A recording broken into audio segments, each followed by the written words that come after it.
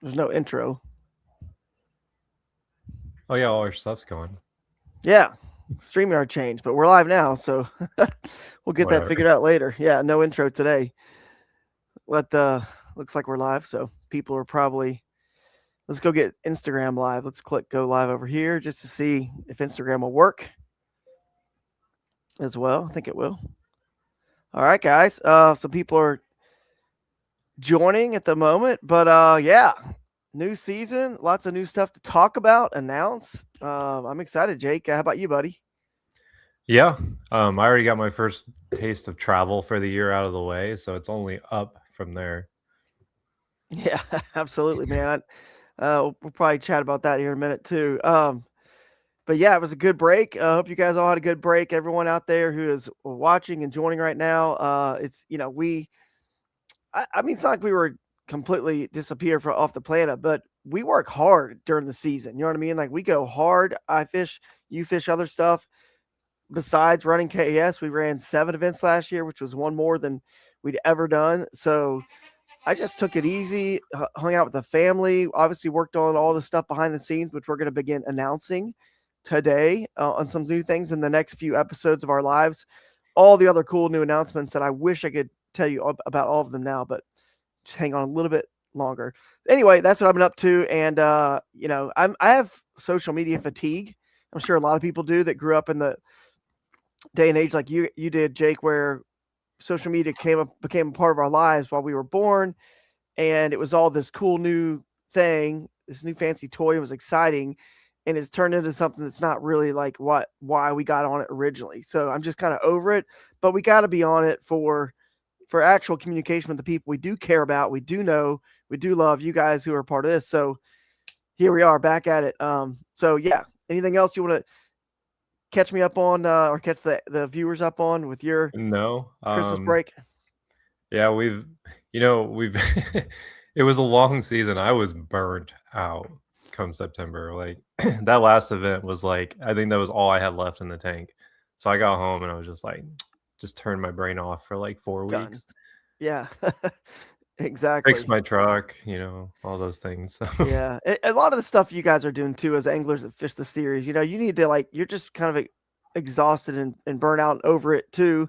You tried so hard, whether it was you just fished 1 or 2 events and started to learn about tournaments, or you were chasing that AOI and came up a little bit short or whatever, and it was just like But anyway, we all need that reset and that break. So glad to be back though, rejuvenated, rocking and rolling with a lot of cool new stuff going on.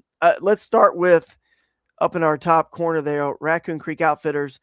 Appreciate them. They are back and as the sponsor of our live streams, guys. So Raccoon Creek Outfitters, go check them out here in Ohio, where I am, and also they are currently at the Great Lakes Fishing Expo. So go check it out. They're there set up today, tomorrow, and Sunday. I'll be there on Sunday. It's in like the Youngstown area.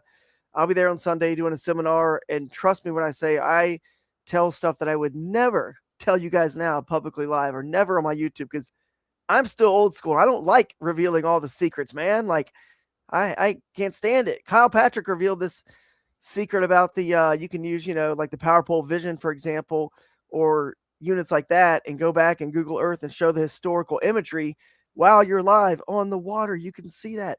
And he posts it and everyone's like, "Oh my goodness," and gets like hundreds of thousands of views. And I'm like, I've known that forever and been telling people in my, close circles and in my classes about it whenever I do those. But anyway, um, that's a little pet peeve of mine that bugs me, and all the secrets and tips get shared. But I'll be doing that on Sunday at the Great Lakes Fishing Expo. So come see us, Raccoon Creek Outfitters. Thank you guys. GoPro's back as the headline sponsor, so that's pretty exciting. They still love KAS. They see the value in it. You guys are out there. Clearly, obviously, everyone doesn't use GoPro, but clearly, a lot of you guys are out there buying GoPros. I see. Even I'm really proud of the older guys who are out there in your 50s, 60s, 70s who I see filming, and you're getting the hang of it. It's not that hard. You see, it's pretty cool, and you're loving it, and really impressed with how everybody is buying into what we've created here with the Kayak Adventure Series. So, thank you to GoPro. and we will. I don't know if we'll talk about this later, but GoPro has a special new thing. I'll just show the graphic. We're going to talk about this later. So the Angler's Cut is a new sort of challenge, a new, I don't know, we're going to call it a bonus or whatever, that's going to be part of KAS this year. We're going to talk about it later in the show.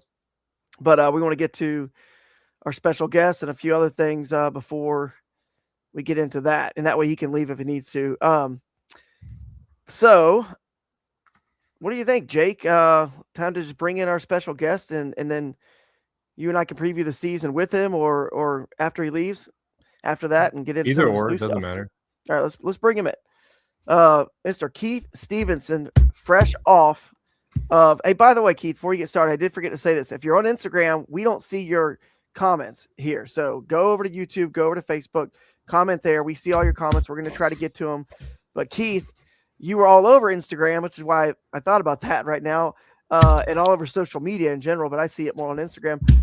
Yak-Offs, man. You just completed the second round of Yak-Off for Kayak Angler Magazine, and you're with D Hooker. We're going to talk about both of these entities a little bit. But, yeah, tell us a little bit about how your last season of that went and what you've been up to. I was just waiting for this special guest to arrive. Yeah, right. No one Marty else Hughes. was. He's in the chat. Marty Hughes in the chat right there. Awesome. Yeah, we just finished season 2 of the Yak-Offs. It was Yak-Offs 2, and it went really well. A lot of big names in there. A lot of, we grew 400% from the first Yak-Offs, which happened in spring this year. So we did 2 seasons this year. Paul Glass ended up winning over Justin Floyd, and yeah, it was awesome. We got just cool. grew and something really cool. I just thought about this now. I can kind of announce it because it's going to be announced soon. But this year in the spring, we're doing the Yak-Offs, but it's going to, so far we've brought in 16 professional kayak anglers, people that do it for almost full-time jobs or part of their full-time jobs, or influencers like Drew. Fortunately, Drew didn't win season 1, but he was strong showing. But so that was kind of done on purpose to get a lot of attention through everyone's social channels and stuff. So this Yak-Offs in spring is going to be the Yak-Offs Next Gen. So we're bringing in 16 college kids from 16 different colleges and going to hook them up with mentors like people like Drew and people that have done stuff from the previous Yak-Offs to help them with their builds and do something else. And then in the fall or whenever we do the next one, we're going to do a Yak-Offs, which is like a weekend warrior edition. So it's not just always people that are in these competitions that have tons of sponsors and all this opportunity to have forced currents and stuff like that on their boats. Right. So we want to kind of go the other direction a little bit right now. And, but yeah, it's been such a fun project because it first of all, it didn't flop and I created it. So I didn't look sitting here with egg on my face, but, yeah, it was great. Yeah, it was really good. And it I've made a ton of new friends out of it, man. And a lot of the anglers have made new connections and people have been able to rig up their yaks with new ideas and created new sponsorships. And yeah, it was really good. So looking forward to the next one and getting some younger generation involved and getting more people out there on the water for sure. Yeah, that is cool, man. Yeah, man. We'll have some of these kayaks that are rigged up, hopefully at some of our events. And if the anglers are nice enough, we could probably get a little area where we have our little festival hangout, whatever you want to call our meetup. It originally started out, we called it a festival. But then as we see how whipped everyone is by that point in the week, it's become more just like they just want to get back, eat food, hang out, and just talk. And food is like the number one thing. You got to make sure that there's food that they can get quickly. Yeah, beer and food is what they seem to care about the most at that point when they're whipped. So, we have had some that are festivals like Broodstock with the bounce houses and the games and all that kind of stuff. But the reality is, we thought we'd have more even kayak demos and stuff like that. But, the anglers, they just want to go back and chill. But having said that, I think that if we got some of these top anglers who have these kayaks already rigged out, I think they would, like we have our raffle kayak for charity, in front of right there in the theater, kind of at our hangout festival. I think it'd be cool to have some of these rigged up kayaks sitting there. Totally. You know what? We had the winner of the Yak-Off was there with me. Like he had it as it was rigged and entered into the thing. Yep. He filmed a lot of that B-roll. Like I was watching him do it. Yeah. We should Jake's put taking that on credit. display. He's taking some portion Yeah. of credit right now. There we Well, go. I will say, He's like, I blessed it. I blessed it. I touched I that. drilled the holes for Yeah. See? the Oh, mount well, I knew the maybe spring was on that same one when we were I doing should the ask- Scully photo shoot. I should ask Paul where we should put your name on his belt and Yeah, how much I of the want, cash like, prize my he gets. 1%. He said, yeah. Yeah, hey, that belt was nice. Yakovs, I tell you what, That belt we was should cool, talk yeah. about Yakovs, or we promote the Yakovs and whatever, and you guys help us out with getting a really, really nicer Century belt. Ours is still pretty cool that we do for the 100 inches. It's got, drink holders on each side.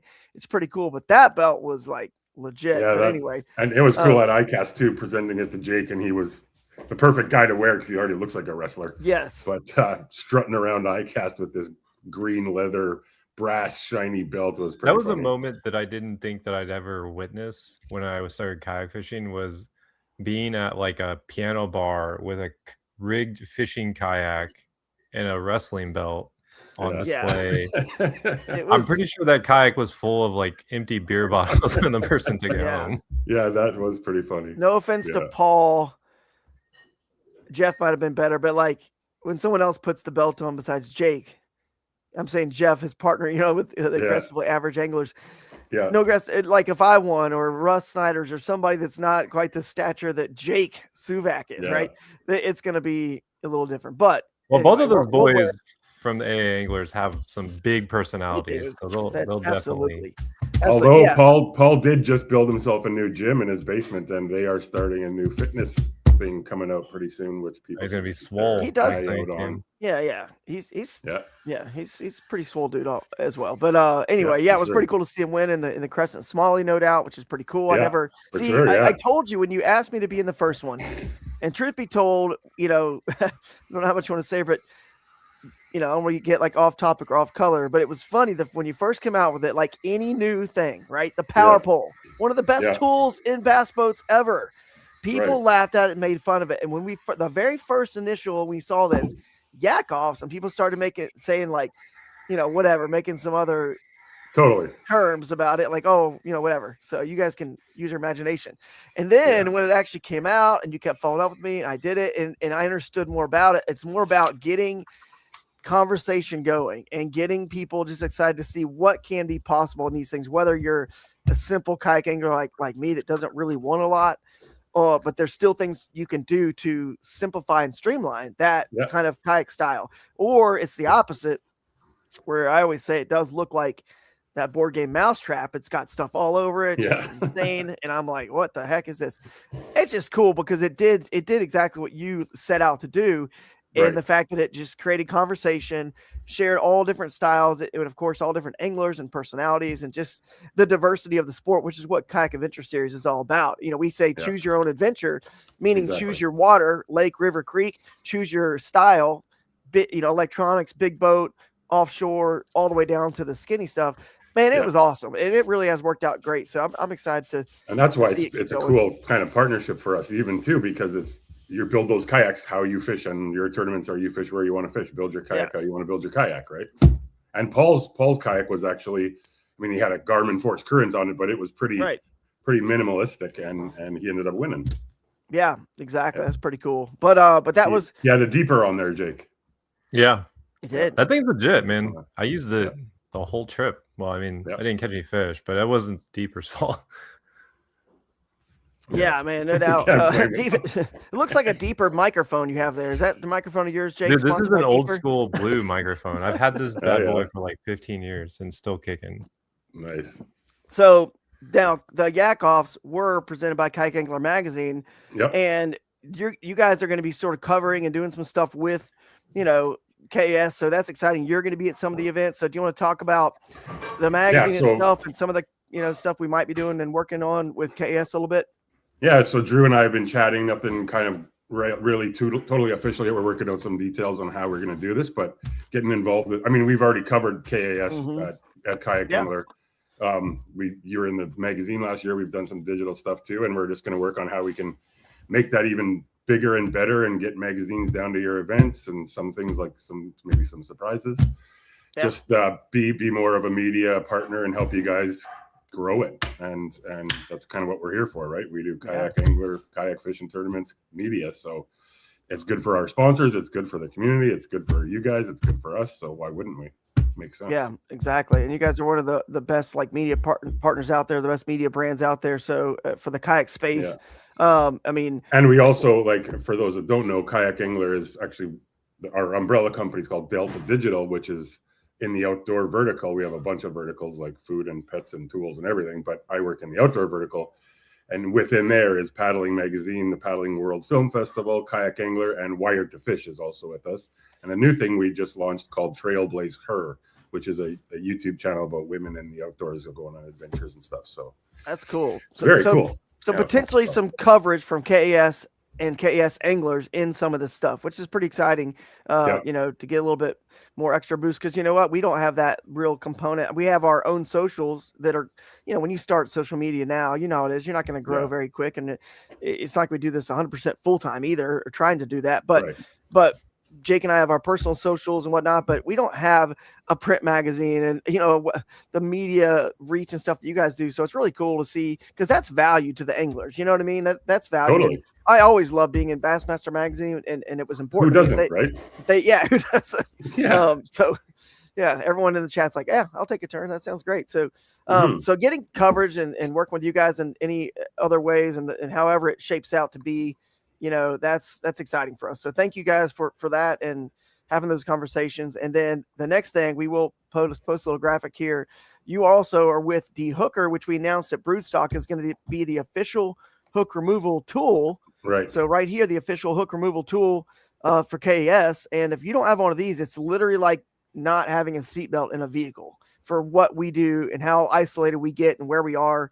It really is. So tell us a little bit about D-Hooker, and we'll get into some other stuff after that if you want to stick around. Yeah, so D-Hooker actually has been the presenting sponsor of the Yak-Offs for the first series, for the first one and the second one. The first thing I'll tell you is there's no E in D-Hooker. Remember, I sent you that text.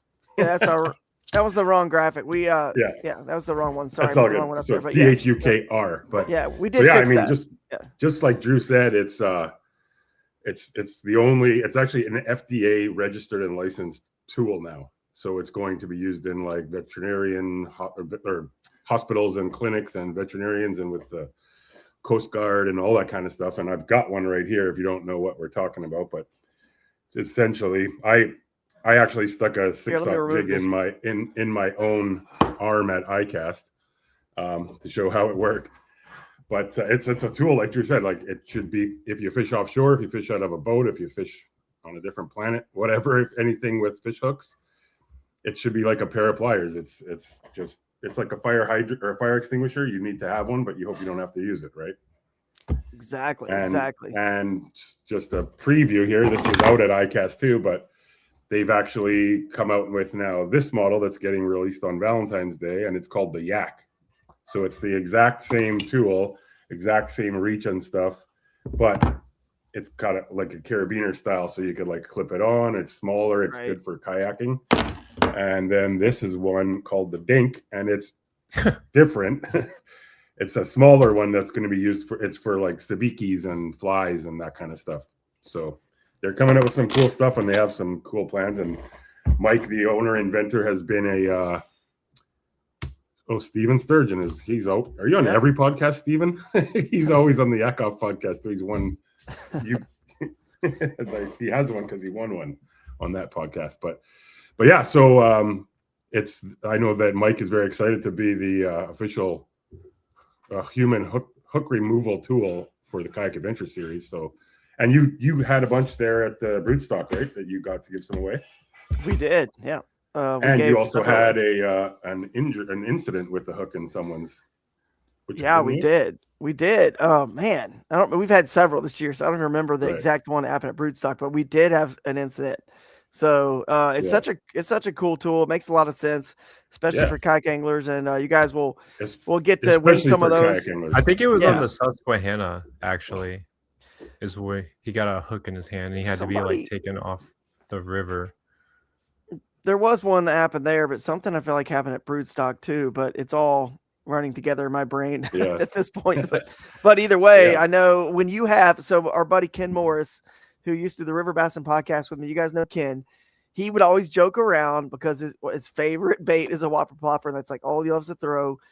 And he has holes all in his pants or in his crotch, all in his crotch area. Because when you boat flip a fish in a whopper plopper and they start going nuts, it gets, it's in the middle of your lap, and eventually a hook gets stuck in his leg. For sure. Every time it starts ripping, and he has to rip it out of his pants. So, the point is it's a little chaotic. You're going to get hooks in you, whether if you do this long enough, it's going to happen. It's going to happen. You can understand and try to learn that braided line trick, but that requires really another person to do it most effectively. What if you get hooked somewhere you can't see it, like around your neck or somewhere you really can't see what's happening as well? This thing is just easy to use, self-explanatory. It's so easy. So I'm excited to have you guys as part of it, give some away and hopefully not have to use them, but make sure people have them. Maybe we'll even have a chance to sell some at the events as well if people want to pick some up or something, and create a bonus category for that. We did talk about that briefly. We never finalized something, but a bonus if you own a dehooker, and you finish a certain place in the tournament or whatever. I don't know how we want to do it, but there could be something we could work out there. But it's exciting, man. More details to talk about. Yeah, more details for sure. Are you people are going to get hooked on purpose to win a prize? Yeah, exactly. Yeah. Well, there was about 3 or 4 of us at ICAST that did it on purpose at their booth to show how it worked, including me. But anything for views, I guess, right? I think I watched that actually. Come to think of it, yeah. I'll tell you what, it's not easy to purposely put a fish hook in your arm. Mike's like, you got to push it harder and push it down and get it through the dermis. I'm like, what the heck's a dermis? Yeah, it's not gonna be easy. I'm not good with that kind of stuff. I don't know if I could do that to myself on purpose. But anyway, well, you might be at some events, so we can kind of go into some of the events here. You might be at some. We got the schedule. Jake and I are about to pull up the website and the schedule and talk over. We're not gonna. This isn't like a preview show where we do all the boundaries, and talk about the eligible water in depth. But we will touch on it here real quick.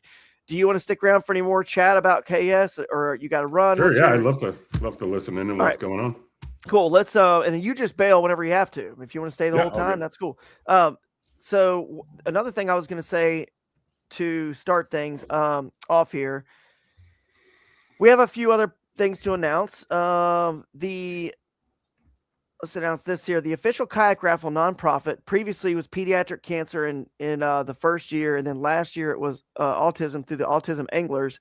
And I think both years we've raised somewhere around $6,500 to $7,500. So not as much as I would like to see us raise, but it's better than nothing for sure. But we can do better, I think, on these. So what we're going to do is, you see, ACA is the oldest. It's like actually the oldest nonprofit in like the United States. One of the oldest. It started in 1890 something, I believe.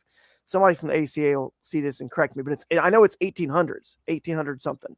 I'm almost positive. But anyway, they if you guys have noticed, Jeff Little, myself, Dustin Hoy from Raccoon Creek, Russ Snyder's, Jameson Redding, up here. Who else is there? There's a bunch of us. Wade from Yak Attack. There's just so many across the Chuck Earls, who's up here in Ohio. We all got certified in kayak fishing. Right. So level 1 kayak fishing. Some of them are certified up to like level 2, which gets into more whitewater and rivers and things like that, which I know, of course. I'm just not certified through the ACA in that. I've only taken one class, but it costs, like $1,000 to go take the class, the lodging, all that, to go do this class for 2 or 3 days. And, recently we're losing anglers every year, more than we just know about, of course.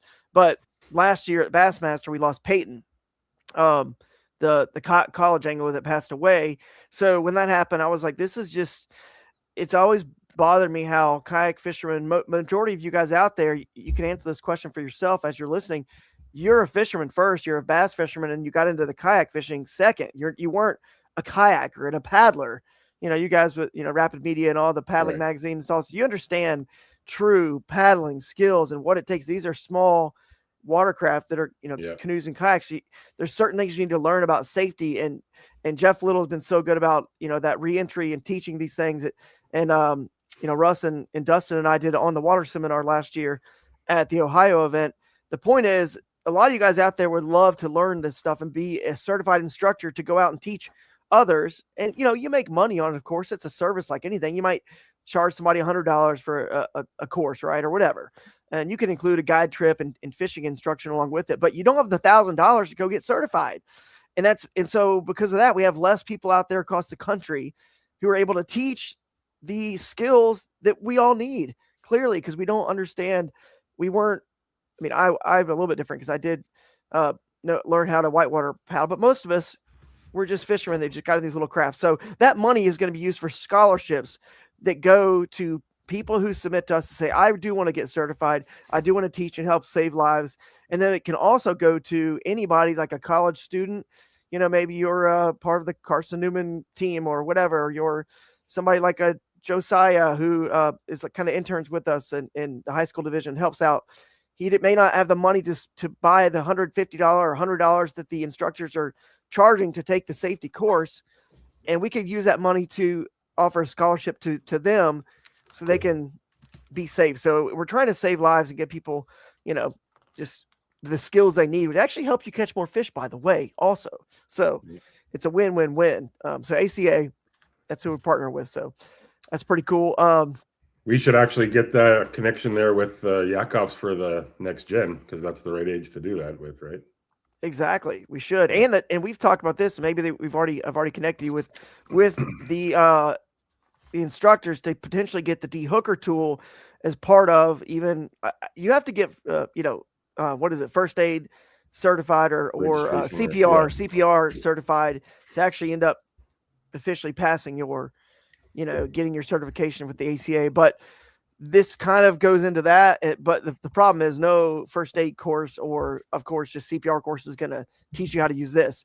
And I'm not saying that the ACA will implement this per se, but it could be something that becomes part of the curriculum that they talk about, ways to remove a hook. Okay, the best way is the de-hooker.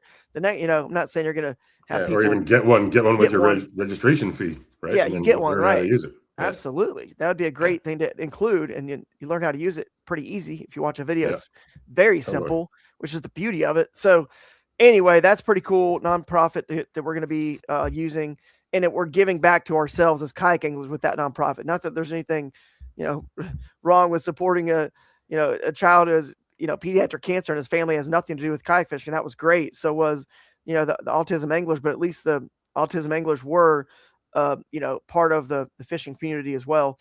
So I'm excited about that. Let's see how much money we can raise. The other thing that I was going to announce real quick, it's pretty cool, is the partnership with official Toyota partner with Mike D at Toyota of Kent, who I went to and worked out a deal with him, and he's over there at Toyota of Kent to kind of be the official partner of KES. So if you need to get a truck or any vehicle, any Toyota, go see Mike D. And, but I'll tell you right now, the stock tires that come on these things will not get you through every mud. Okay. So that was yesterday, my incident yesterday, where that's a nice looking truck. I got a little stuck. Yeah. But it is a good looking truck. That's a brand new heritage blue color. You guys who know me and the way I fish and what I do know I've driven that same blue 2013 Tacoma since I bought it new in late 2012, 2013 model, drove 253,000 miles on it. It was amazing. Never had one problem with it. Could have kept driving it. Like literally no problems with it. So I got a new one. It was time to upgrade. And a fellow kayak angler in North Carolina met me in West Virginia, and we got that. So sold to him. So he's excited about that one. So it's a long bed. It's a cool truck. Check it out and go see Mike D. And if you go see Mike D, here's what you're going to get, by the way. This isn't just, we recommend him. No, you get stuff from KAS. And here is the facts. If you go see Mike D at Toyota of Kent, you buy a truck. It doesn't even have to, it could be a used, part of their used inventory. It doesn't even have to be a new. It could be a 2023 they got as a trade-in, or 2022, whatever. You're going to receive 1 year free KAS entry fees to all divisions, $250 in gift cards from our sponsors or product, half-day lesson with me in person or virtual. So if you want to learn, map study, and, we don't live close to each other. But if you want to do it in person, it'll end up being tagged onto a Kayak Adventure Series weekend. So I'll be there. You'll be there. We can do it in person. And of course, you'll be Toyota bonus bucks eligible, which you're competing against the 5 other people in the tournament, or 10, whatever it is, who are eligible, which is a 5-year or newer Toyota. So in other words, like right now it's 2026. So what's that? You got to be in a 2020, I guess, 21, 22, 23, 4. No, 2022, I guess, vehicle or newer. And then you'll be eligible for the extra cash you get for being the top. You don't even have to win. You just have to be the top placing Toyota bonus bucks owner. And I know, what is it? Who is it? Like Eric Tracy and Adam Coleman. They've all been winning extra money through Toyota bonus bucks. So go see Mike D, and that's what you're going to get, other than a great deal and great service from these guys. So fly in, come see me, hang out, drive in, whatever you got to do. Good deal for KES. Sweet. Another cool thing that we can talk about before we get into the actual events is what I teased earlier, the English cut from GoPro. And I kind of came up with an idea. And last year, all the incidents that happened last year in all different tournament trails, we know about it. You guys know about it. It's one reason we just wanted to close the door and just disappear for a little while. We were burnt out. We were burnt out from the traveling and running the series, but also burnt out from the online. I mean, I have no time to even read it, but I hear it from you guys, the drama, right, that we were really not about at KS. So we were thinking, how can we continue to pay anglers more money, but not always make it this biggest? I mean, obviously the winner still gets the biggest pot, right? The biggest amount of money. All right. We all know that, but maybe if it's not such this giant amount, and maybe the money gets spread out in different ways and deeper into the field in other ways, then with the bonuses and things like that, you know, that we've done in the past, the Aqua Power bonus, for example, and other bonuses we have on there, then anglers that are legit and not cheating, you know what I mean? And fortunately, we haven't had any big incident like that in our events. You know, we've had people that have done, you know, broke rules, but no one's been like, you know, maliciously cheating yet, you know, that we know of course. But the more we incentivize the filming and the more we do stuff like this, the less likely it is, right, for people to be able to cheat. And if you're cheating, you don't want to get a cut of the extra money like the English cut is, because you don't want to put a camera on to get that money, right? Because you can't show yourself cheating. So my point is, the English cut something we came up with, and we might pull like $1,000 out of the purse, let's say. And that's just an example. It might not be 1,000, but for round numbers, we'll say 1,000. And $500 goes to the best English cut. And the English cut is a cut of the purse. And it's also like a editing cut, right? And just, it doesn't have to be an edit, but just your clip that you send, that you guys are already doing. You're already sending in the clips. I mean, right there, you guys are doing an awesome job of sending in tons of content and clips. Now we're just going to pick the one that we feel is worthy of a $500 bonus, a $250 bonus, another $250 bonus. So we'll have like, you know, 2 or 3 anglers cuts that we'll show off in the theater at the awards on the screen, which is awesome, because we got this amazing theater that we use at all of our stops, right? So why not use that screen and show off these videos? And I think it's going to incentivize you guys to submit more stuff and some cool stuff. And it doesn't have to be the biggest fish. It's like, you know, you don't have to win. Think about it. It's a 5-fish tournament. What if you only catch 3 fish, but one of them happens to be really awesome, epic catch? Like, you know, look at, who was it? That was last year. They didn't, Elvis Lee, I think, didn't get a limit on the final, but he had some incredible catches, including some giants at broodstock. But he could now win money for that, because that fish didn't win big bass. He might have had an awesome fish catch.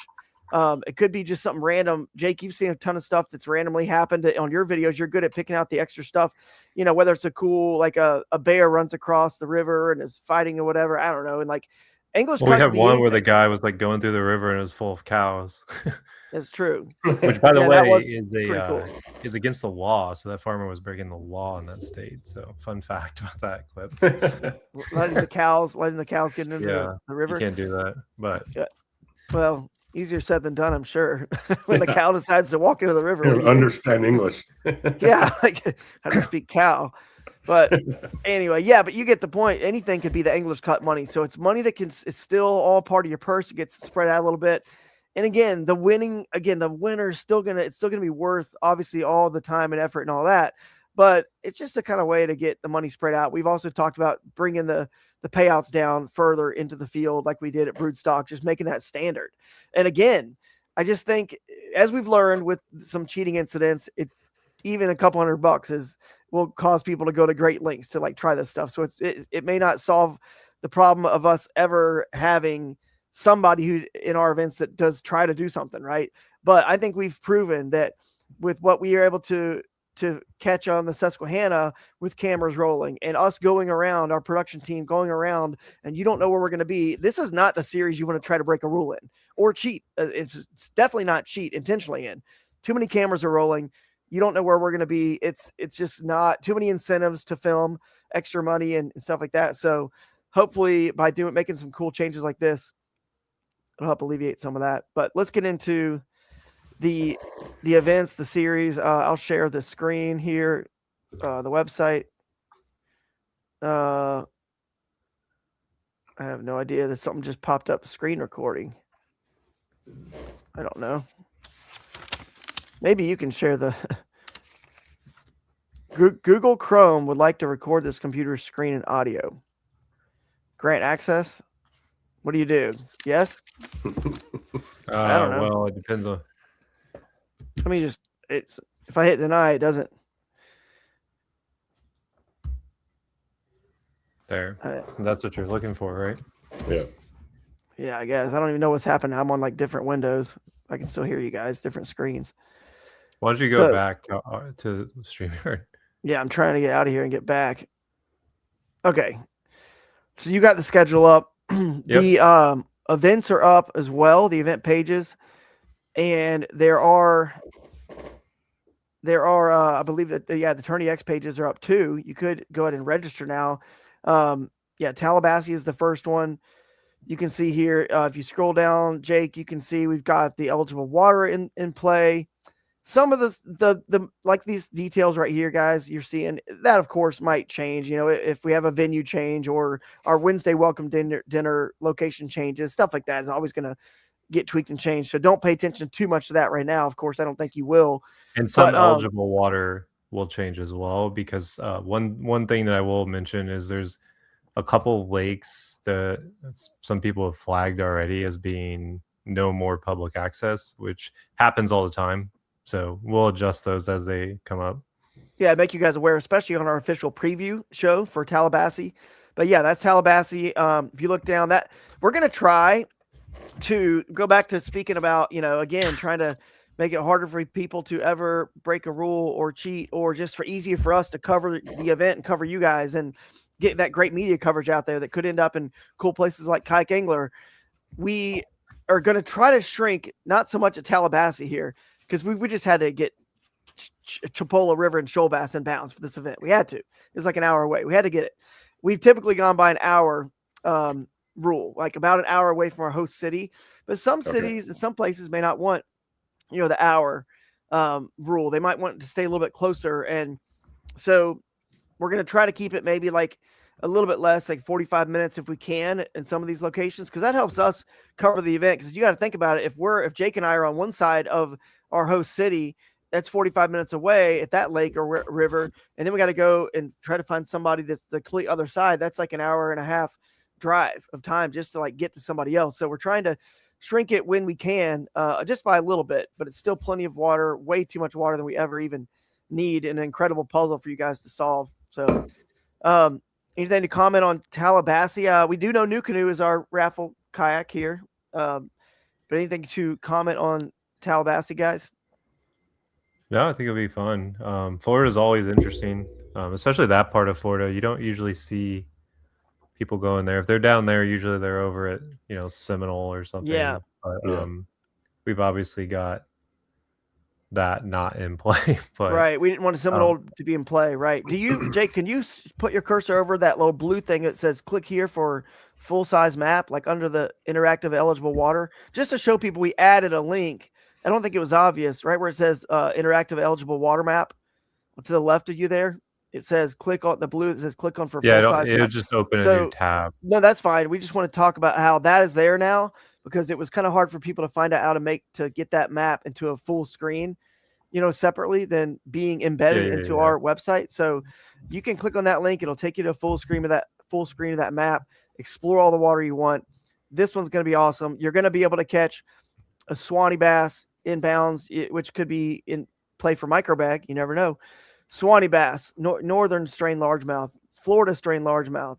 The shoal bass is inbounds on the Chipola River, which is the only fishable population of shoal bass in Florida. That's going to be a fun event. If nothing else, just to go get some bucket list fish. The next event we've got, so maybe Keith, we'll see what your schedule is like.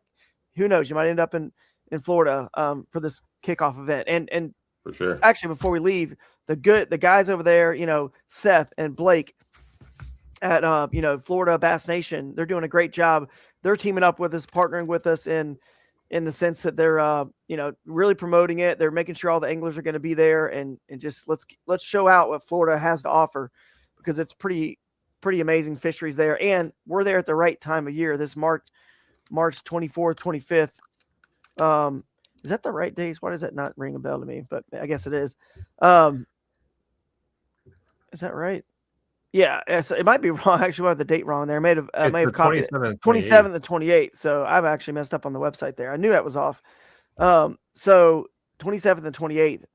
See, I love finding stuff like that live here. But 27th and 28th, and what that's going to do is that puts you in the perfect time to be in North Florida. So like for the spawn, like absolutely perfect, because even last year, as good as 107 inches was at Ocala, you give that another month there, and that would have been even better fishing. So that's the right time to be there. And then the next event we got is, let's just talk about Indiana, because people want to know what's going on. That's the next one on the schedule. Right now, it's still planned to be on that date in Indiana, most likely the northern part of the state. We've been talking to, I have no clue how you can call cities and counties and all these other states, and they get what you're saying. They're excited about it, and it takes usually one contact, one phone call, one conversation, because we've already picked their area, because it's an area with great fishing, and it has everything we need, the theater. But man, Indiana has been tough to find the right partner that has the funding to be able to help us, get there. We thought we had it initially, and then we did, and it fell through. So things like that happen. But we have 3 or 4 places now. There's some board meetings that are going through, some committees that have to vote. There's another one that doesn't have to wait on all that. And I'm talking with them on Monday or Tuesday next week. So we'll announce that when we can. But basically, we just want to say we're committed to go to Indiana. I wish you guys all knew how I've spoken to like 15 different counties and chambers of commerces and tourism, bureaus. And just my mind is about to just explode. That like I can't get how this hasn't been finalized yet, but either way, it should be soon. But it will. I work with some DMOs there, Drew. We should have a chat about that. I might be able to. Yeah, exactly. Up in there somehow. Yeah, exactly. There's a lot of the northern part of the state has a bunch of counties and areas that have tons of. It's like Michigan, right, or Wisconsin. It just you get the terrain is different in southern Indiana as it is in. Southern Indiana is more like Kentucky. You know what I mean? There's just, you have the lakes they make, these big reservoirs, and then the rivers and creeks, and that's it. And northern Indiana has, it might be just the water in this county that you fish. But when we say the water just in that county, we're talking all the public lakes and ponds and the rivers that go through it. And now you've got 20, 30 different places to choose from. Some of them might be dinky little public pond. Another one might be, Indiana doesn't have giant reservoirs, but still a good large lake or rivers. So it's going to be exciting. Indiana is going to be good. So hang tight. We'll let you know as soon as possible on that. The next one, the New River Revival, is one that people are really excited about in Pulaski, Virginia. If you want to go to that one, Jake, you can go to that page. It's May 15th and 16th. See, we had the date right on that graphic. Yeah. May 15th and 16th, and that one's just going to be cool because, Keith, do you know that the New River is the second oldest river in the world? I don't know if you know much about that river. You're up in Canada. It's the second oldest river in the world. I am up in Canada. Look what's outside where I am right now.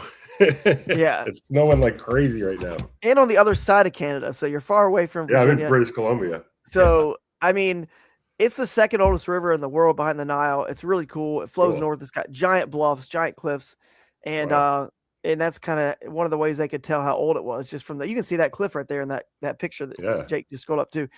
And it's got incredible smallmouth in it. And this is going to be a really exciting event because we can't really like talk too much about this, but I'll just tell you this. We picked the spot, the center of the radius, that when you go downstream on this river, which flows north, which is another oddity, it flows north. If you go downstream north or you go upstream south, our radius at Pulaski County, right there, the city of Pulaski, is the center of the best fishing. If you go all the way to the north, all the way to the south, that is the section of the New River that is the most epic, the best fishing of all the fishing on the New River. So that's why we're there, and that's going to be incredible event. A few lakes and mounds, but I don't know if those are going to play. There will be somebody who, and depending on weather conditions, you never know. I mean, they came into play up in the Susquehanna when it flooded, right, for in Tawanda a couple years ago. So I'm excited about this event. Jake, you got anything to add on this one? No, I think it's a good time to go there. It'd be interesting to see if anyone pulls any out of the lake. Yeah, Clater Lake right there is a big lake, and it's I know your forward-facing sonar, your life scopers. It's easier to do in the lake, and it's going to be a great time to be there. There will still be fish on bed. 100% fish will be on bed on that lake that time of year because I've caught them on bed in mid Georgia in May, at the end of May. So this is mid May. So they're going to be on bed still, some fish. So live scope could be a player. You got some creeks and rivers that flow into the New River. I will say we already know a kayak sponsor for this one. Our official kayak sponsor is Bonafide. You will be raffling on to win a RVR at this event. So that's going to be a great event for it. It's obviously a great river event. I'm excited. I know so many people when we announce this are fired up. I'm not monitoring any comments, so who knows what they're saying about it, but it's all good stuff, I'm sure. They asked where the background pic was. I can't remember where that pic is, but I know it's on. You can find that picture on Pulaski County's website. I think it's so I know it's in. I saw a spot where I thought it was. I don't know. I think I've launched there before, actually, but I can't remember where. Stonehenge. Yeah, there's a lot of bluffs that look just like that on that river. Cool. So let's see. So Josh Trinko's like, oh, sorry, did you just post something? He's like, Indiana sucks. Sorry, guys. It doesn't suck. I mean, come on. It's got some great fishery, but it's been more challenging to get just the same deal we've done with everyone else, even before we were anybody, and we just were telling, Thomas and Georgia, this is our game plan, and would you want to support it? And we've never done one before, but you want to pitch in some funding, and we'll try to bring a bunch of people, get some heads and beds, and spend some money in your town, your area. And they were like, it makes sense to us. We get it. That's economics. So, but anyway, let's see. If you get any comments that are good, you can put them up, and I haven't really been looking at them, but the next event, everyone's said it's that's Pembroke. Yeah. Okay. Yeah. I thought it might've been Eggleston, Pembroke, something like that. So that's cool. I can't wait for that one. That one's going to be especially special too. See if you keep the page up. I just keep talking about it, but it's going to be cool because I think that's the one that we have. I know for sure our Bass U brunch where we do our seminars is going to be, which by the way, kind of announcement on that. We're kind of trying to move them like we did the last couple events to 9:30 to kayak fishermen who have been getting up and practice at, at 6 a.m., 5 a.m. all week. That's a brunch at 9:30, starting at 9:30. So but Jeff Little, I believe that one is going to be the one where he's going to be doing, we have on the water at Clater Lake State Park. We have a shelter reserved. We're going to be doing on the water, Bass U brunch. So an on the water instructional. So maybe we'll get a couple other guys to just do some cool on the water stuff and tease what you can learn in those ACA classes and why it's important to take them. So that's kind of cool. What's the next event? We'll roll through these here. Let's see. After that, we've got, Juniata Regatta. So this one's going to be really cool because we all know that, Susquehanna is epic. And it's been just done so much, you know what I mean? That we thought, okay, it'd be nice to give it a break. And Juniata is giant, so itself, is, even though it's small compared to the Susquehanna, it's a big river, goes a long way. And Lewistown's right in the middle of some of the best fishing. So I'm not going to just go into this too much. There are a few lakes in play. There are also the Raystown Lake is in play. But the main thing I think that to note here with this boundaries where you're at now, Jake, is we decided to make it the downstream launch boundary for this Juniata River is actually where traditionally with Hobie and Bassmaster events on the Susquehanna, where their boundary was upstream on the Juniata from the Susquehanna. So now it's all fresh. Like you cannot, it's all fresh. I mean, you can of course still go downstream from that final, launch boundary. It's a launch boundary, not a hard boundary. So that's all what KAS is for rivers, 99% of the time. So you can go downstream a little bit, but you get my point. It's going to make it all new and fresh. So you're not going to fish this event, guys, and have to compete with any of the local hammers or even national hammers who fish all the Bassmaster events, which I'll be there this year. I can't wait to fish the Bassmaster Kayak Series on the Susky. But, you're not going to be competing with them knowing that they already have history there. It's like they've been there for 5 years in a row now, or 6, however long we've been. So that's kind of cool. Just all fresh. So what do you guys think about that in the chat here in person? Jake or Keith? I've fished the Juniata quite a bit. I've never gone above where our downstream boundary is. So it'll be kind of interesting. I've gone up there, but a lot of the fishing I know is further down. So I think it'll definitely push them to focus on new stuff. Cause traditionally most people launch like here, like in this area. So yeah, it's pretty close to the confluence maybe. Yeah, sort of. I mean, it's still a pretty ways.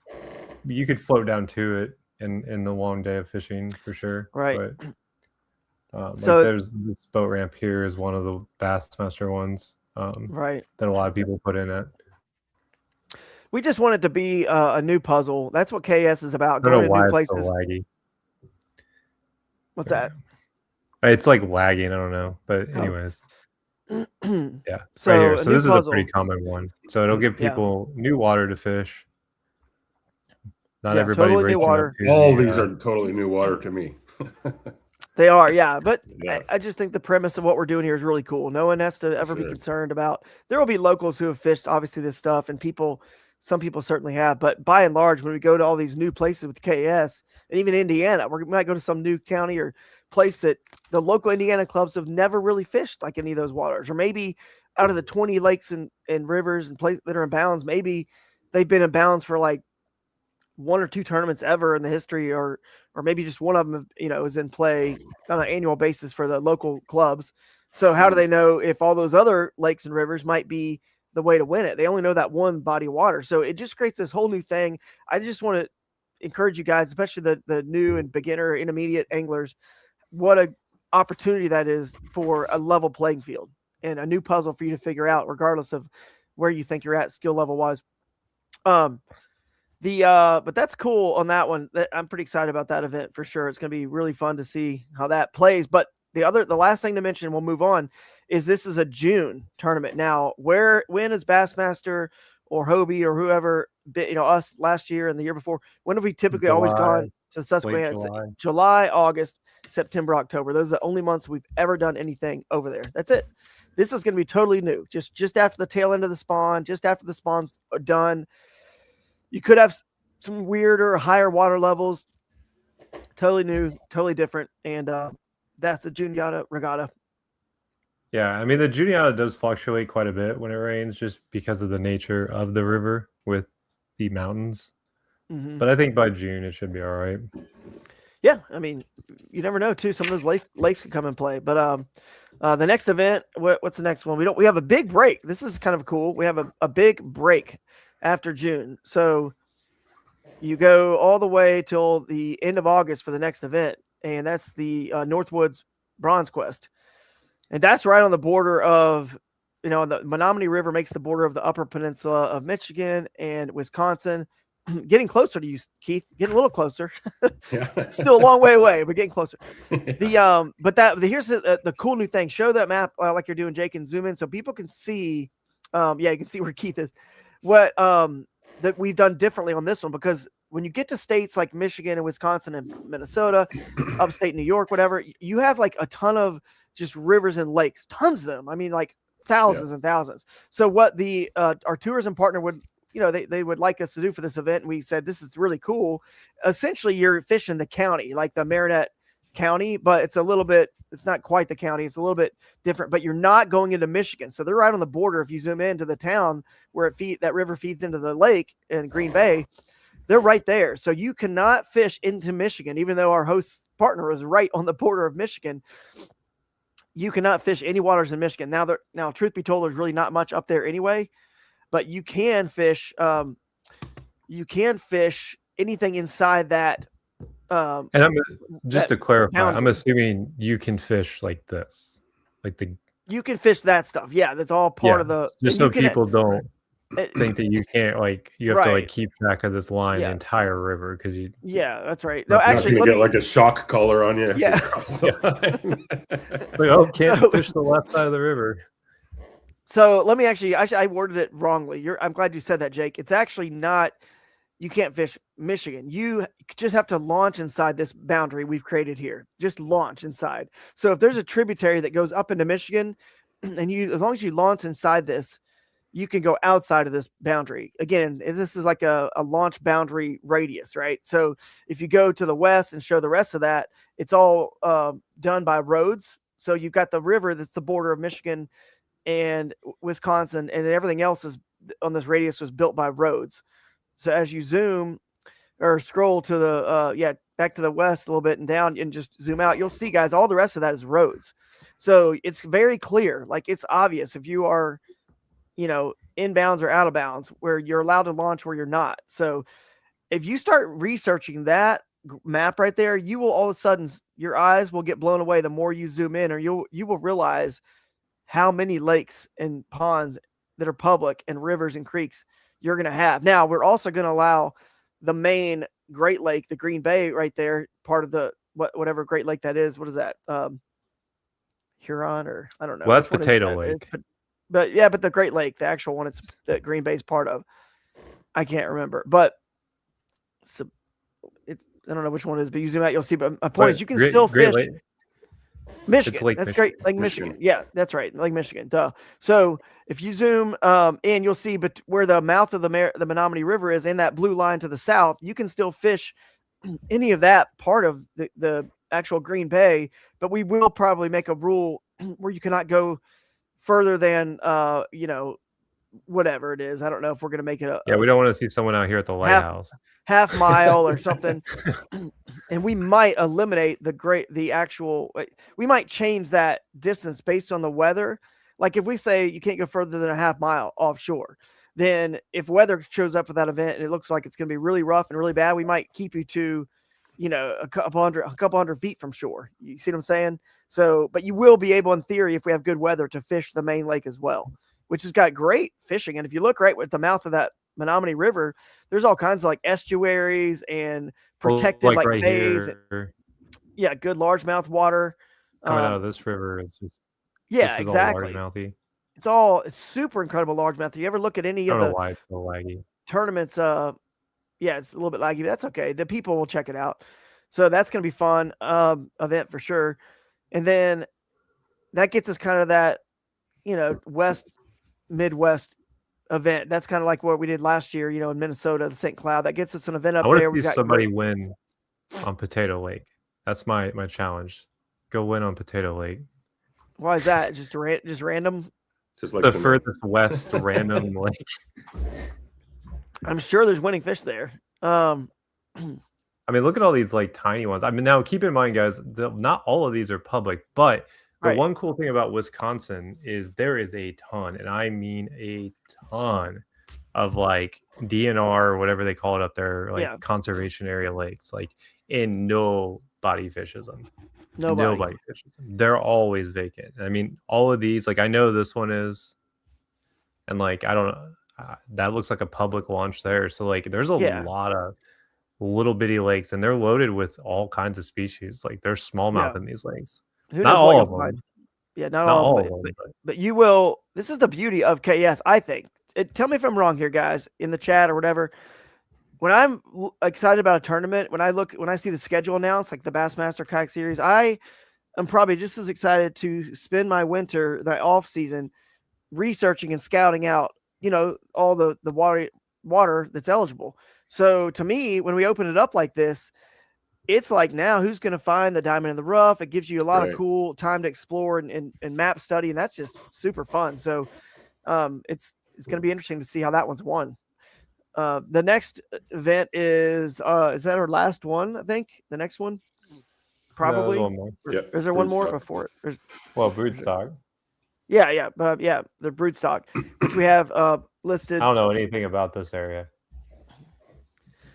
All right, well, you're about to learn. So there's the picture of the Liberty Park and the Wilma Rudolph Event Center, where you can see there's an amphitheater. So Keith Stevenson, hey, do you ever get called? I get called Greg and Gregory all the time, just because people. I bet you see people call you Steve. People calls me Steve all the time. So Keith, check this out, man. If there's one to go to, this might be it. A grand finale. You guys, the D Hooker crew, you bring more kayak angler crew if you want. You see that amphitheater, you see that lake that's right there in that park. We can have kayak demos. We can have all kinds of stuff going on right there. And then in that event center, that's a boat ramp right there on the Cumberland River, a little offshoot of it.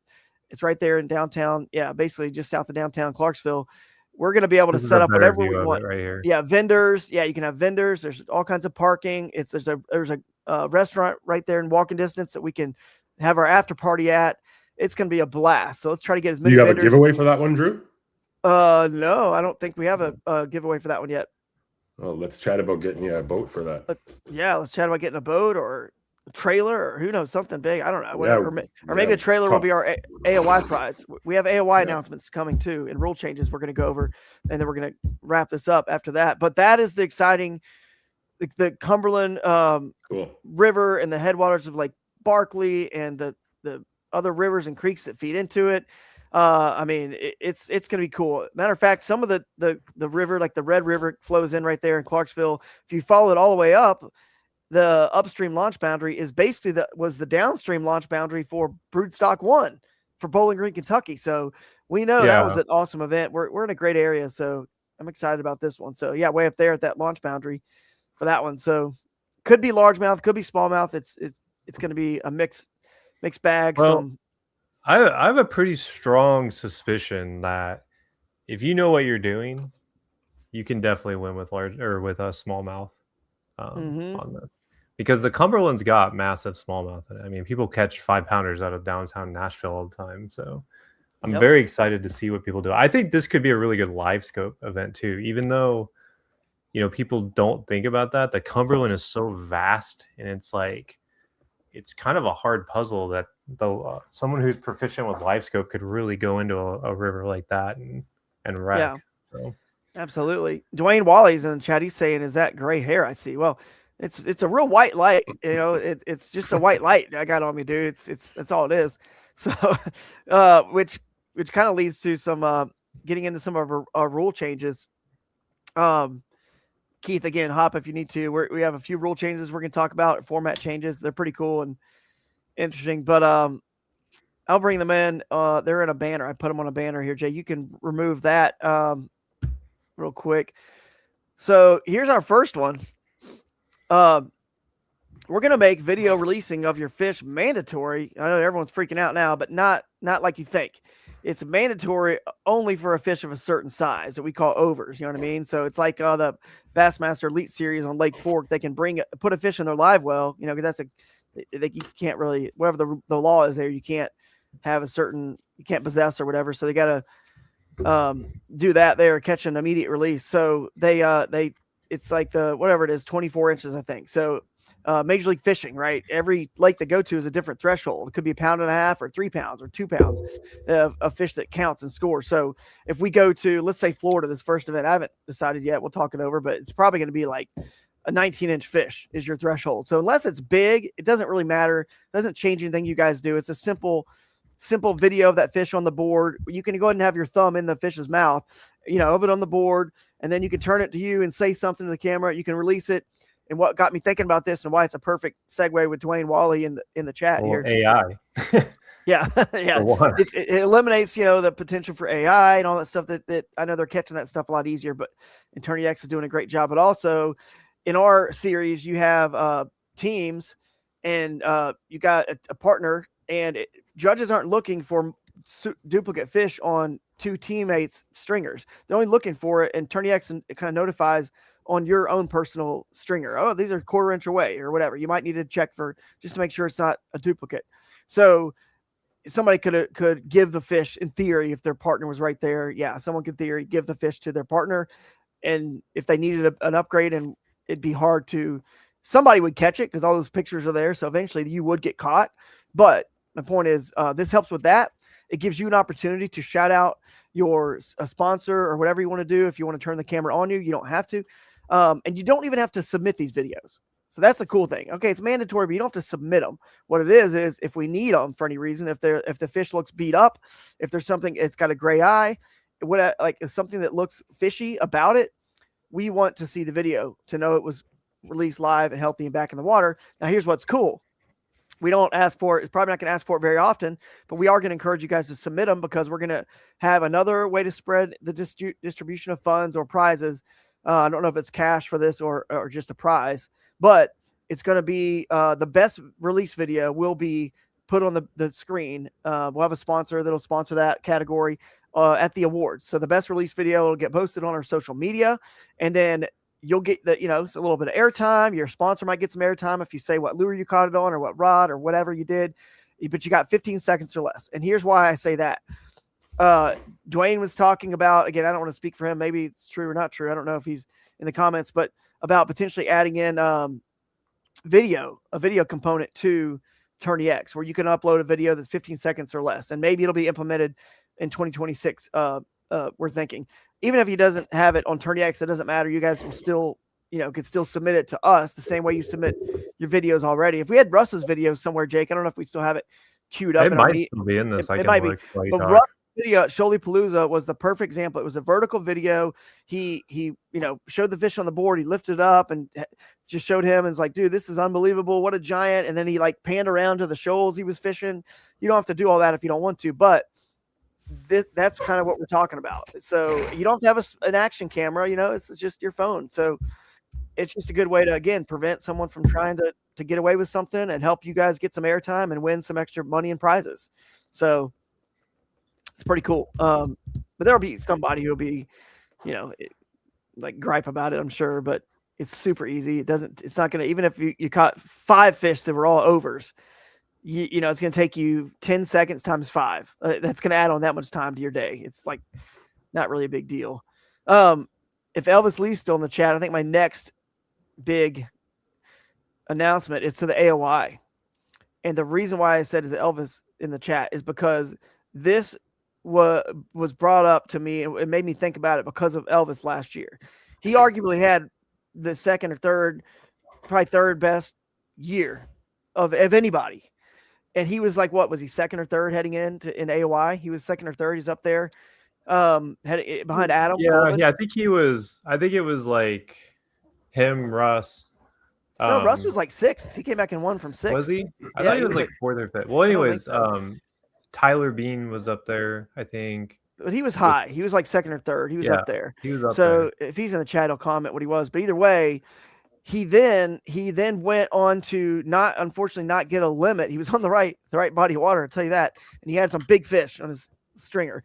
And he's doing this with 2 kids, 2 sons with him, and coming all the way from Wisconsin or Minnesota, driving all the way there with no practice. And he had this incredible year. He did this at every event. So then when I looked at the final standings of the Angler of the Year, I saw where he fell because broodstock was mandatory to be in your 3 events. It was mandatory. One of your 3 had to be your broodstock score. And then I said, which is Angler of the Year. I thought, man, if you really who had the best year, it was Russ, Adam, and Elvis. But Elvis is 12th place in the AOI standings. And because he had 3 other scores, if you took his 3 other scores, he still would have been way up there, right? So it bothered me. And I was like, you know what? The main reason we made that rule is because we want people to come to broodstock, the finale, right? And I said, why don't we just make it where it doesn't have to be as part of your AOI score, but you still have to be at broodstock. I'm even saying you don't even have to fish broodstock. Obviously you're going to be there, you will, but you just have to be at the awards to accept your trophy. If for some reason you had 3 basically first place finishes and you didn't want to fish broodstock, just show up to the awards to accept your trophy, it's just going to count your best 3 finishes, no matter if it's a broodstock score or not. It's just your best 3.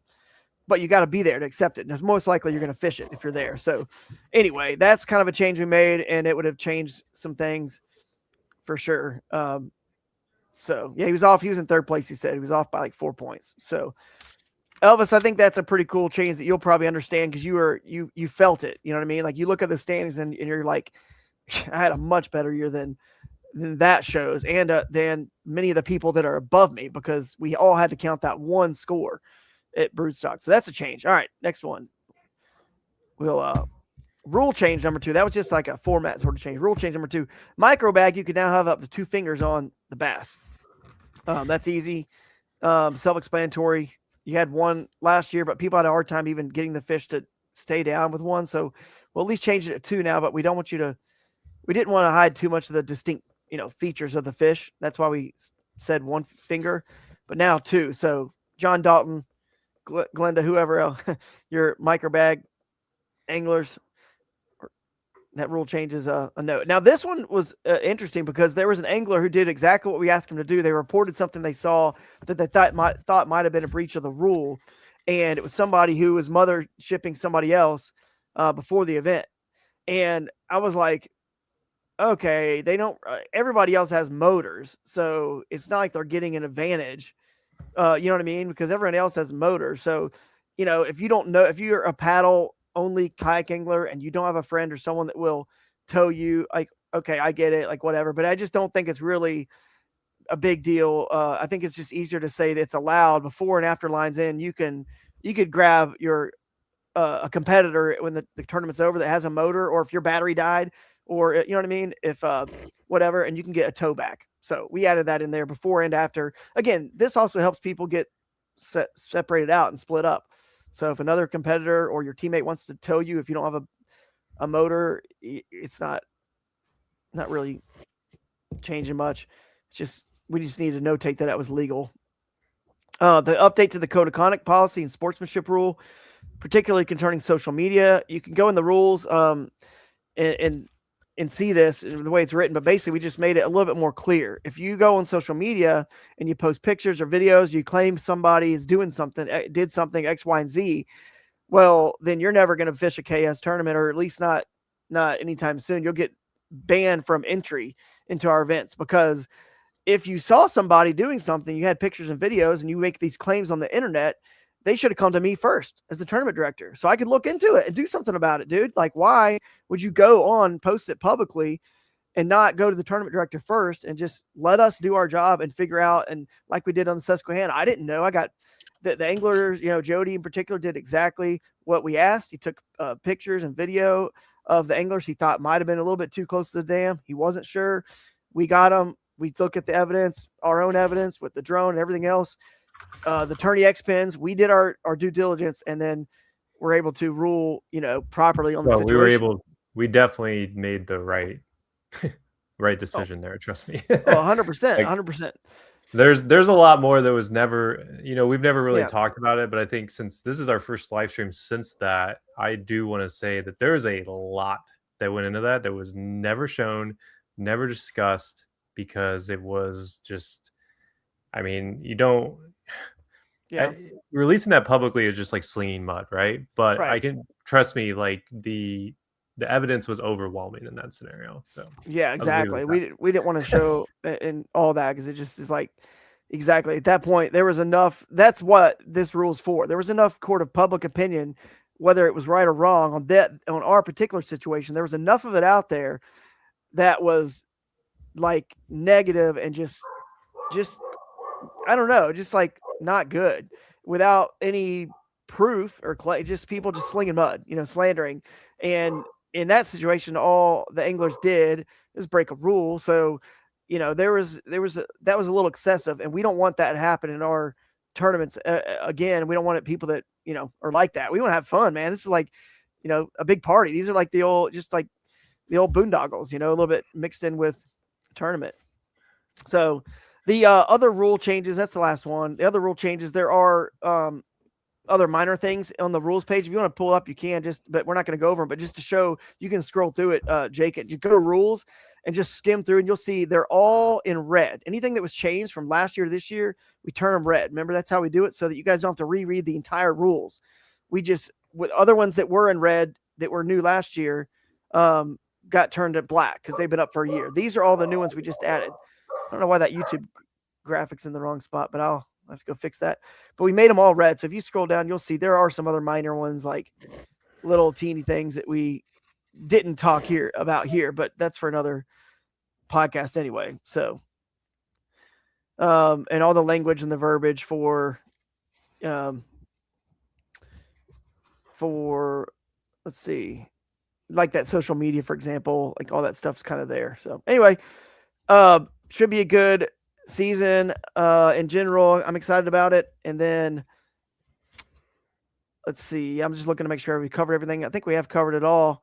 But come see me at the Great Lakes Fishing Expo. I'll be there on Sunday, like I said. Keith, what are you excited about now that we've gone over that? I don't know, maybe there's some comments we can pull up or questions we can answer, but what are you excited about this season, man? When you see all those locations and the fun. I want to fish. Well, I want to fish them all, but I don't think I can. My wife will kill me, first of all, and I've got other conflicts with the U.S. angling stuff I'm running to. Some of these are at the same. Everyone wants to fish at the best times all the time, right? So a lot of events going on, but I'm going to definitely try to get to one or two of them this year. And just congrats to you guys for having such a wicked start for over a couple of years only. And I hear it from everybody with my position and the reputation and the growth and the success that it's had. And it's cool to see new destinations. And I love having it's the ability to go to different lakes in a county or wherever. It's really cool. We do have a very cool old historic theater where I live here in Revelstoke, but that would have to be a trout fishing kayak tournament. Yeah, for sure. But you know what, dude? I'll tell you this. You're not far away from Oregon and Northern California and Washington State. What we need to do, if we kind of want to grow KS a little bit, we've definitely told the West Coast anglers we want to have one out there. So maybe next year, if we have one out there, maybe for the first time I can fly out there. I could do it with you, and you could be our MC on stage with me. And then every year after that, it's one you go to. And maybe I don't have to be every West Coast. And then you be the MC on your own, and I could be live here. Into that. It would be. It's cool to see, like, and the opportunity for growth is so huge, and there's a lot of lakes out there, right? Yeah, a lot. So with this format, you can go and you can take that screen if you want away, or I can. I guess I can hit remove. There's definitely a lot of opportunity for our sport to grow now that we have this format that people are starting to understand. It's the same thing. It's the same puzzle, sort of, in a way, as the Harris chain of lakes or the Kissimmee chain or Lake Gunnersville or whatever big body of water, because you never can practice and get to all of that big Lake Gunnersville anyway in practice. And so, and on the Harris chain of lake or the Kissimmee, you never can practice all those lakes anyway. You have to come up before you get there, pre-event, with satellite imagery and research and Google and YouTube. You got to do something, or just the style of fisherman you are. River, lake, shallow water, deep water, whatever. You got to figure out a way to narrow it down to just a few that you practice on, right? Once you're there in person. What's the difference? The only difference is those you can technically, a bass boat through a canal, which takes you forever, you can actually get to it from that one single launch. But we don't do tournaments that way. We don't launch from one launch. So why do we have to adhere by the bass boat way of doing these tournaments? We don't. We're different. We're kayak fishermen. We don't. We just drive to all of our launches anyway. So who cares if it's, I think Chad I hate boat KBF. ramps. Yeah, I've said that. I say that like once. I know. I hate boat ramps. Me too. I want to go find the canoe and kayak launch or whatever. Scratched my kayak. But I don't know where it started, but it might have been KBF the year they did Shreveport, where you could fish all those 5 lakes. And now we kind of just do Caddo and Bistineau. I think we realized those are the two everyone's going to fish anyway. So, but when they did that, it opened up that door and the understanding. They had the Red River too, I think. Yeah, we're at the Red River. Yeah. But, and we've always done the River Bass and did this same format. You can kind of fish all the stuff inside of a boundary. Just always something that has been, I think, one of the most unique and the best things about kayak fishing that we've never really taken and implemented as much into the competitive side of it. And so I'm excited, but I can't wait to see it, Keith, and we'll have a great time chatting about some of the other cool stuff that we'll be doing. And as we go into the next live streams, guys, we're going to start getting pretty quick into these preview shows. You can kind of learn a little bit more, have some guests on. We'll probably get Seth and Blake on with Florida Bass Nation for Tallahassee. We'll get our tourism partner and just kind of chat about some of that stuff there. That's because that's going to be really cool to talk about the spring-fed rivers, the Tannic lakes, the Tannic rivers and creeks, all the different species. I can't wait. That's one of the next ones we'll do. So, and we'll have more announcements of payouts and structures and things that have changed. We'll keep adding more to the website all the time on that. So appreciate you guys for hanging in there. Keith, we'll let you go, and then maybe Jake and I will look and see if there's any comments we need to address, but appreciate your time and what you guys have done for us already. Thanks for having me on, and I'll see you down there on the water, and for sure I'll see you in July, but hopefully before that. Yeah. All right. Sounds good. Right on. Good to see you guys. Have a good one. See you. All right, bye. Later. Yeah, ICAST in July, which is one reason we had that big break. You know what I mean? It's always tough for us to go to an event to ICAST, and then I was like, you know what? Addressed most of the comments for what it's worth. Cool. All right. I'm looking through them. Yeah, there were some. I mean, Elvis did ask about the college/high school series. I think we did. Yeah. Did we do any changes to that? Not that I know of. I think because I know like AOY. I mean, we could try to do an AOY. Like, I think it would be easy enough. But the problem is it gets a little lopsided. But I mean, no, we could. I want to do that. I want to try to find a way to do it. Yeah, I think we can do it. It's just, I mean, I think we had like 20-ish youth last year, so I mean that's not awful. No, and once you do it one year, and the Lee family had, or they could hold down like 3%, 5% of that. Yeah, exactly. Once you do it one year, that gets more people excited about joining up and being part of it next year. I think we might have. Maybe on the website it shows this. We might have merged it and made it say high school, college, or whatever. I don't know. Maybe we did. Maybe we couldn't remember if we finalized. I can't remember. I don't know if we did. A long 3 months, or if we're going to. But I don't think I've seen this Active Target 2. I'll have to check it out. Is that something new that just got announced? It's just more live scope. More live scope. More. The fish actually like they swim into your boat now. Yeah. Just jump right in. First KS event for, gosh, I don't, it doesn't say your name. It just says you're at Plurmf Ham Wrangler. Okay. That's awesome. First KS. Excited to see you there. We would love for you guys. We want to do something cool for everybody who's fished the events, and then have helped us try to get other, people talking about it. So we want to try to do some bonus or some incentive where you get something for, oh, dude, we didn't say, we'll announce this on another show, but I'll tell you right now, if you go and look at the registration price, it dropped to 150. We were at 175 last year. We took it back down to 150 again, just doing everything we can to, again, I don't think you're going to see this giant, like, oh my God, the winner no longer gets, $7,500. It's not going down to like 3,000 from that. Like if it was a normal event, it was a normal winner would get, say $6,000. The winner now might get like 5,000 or something, or 4,500. It's still a lot of money, but the rest of that money gets just all split up into the angler's cut further down the field. So maybe the last places all get, like we said, your entry fee back, or you might get, the last place might get a free entry into KAS, which is a $150 value. So just, I forgot to mention that we did drop that price a little bit, but yeah, let's try to do the AOI and let's see.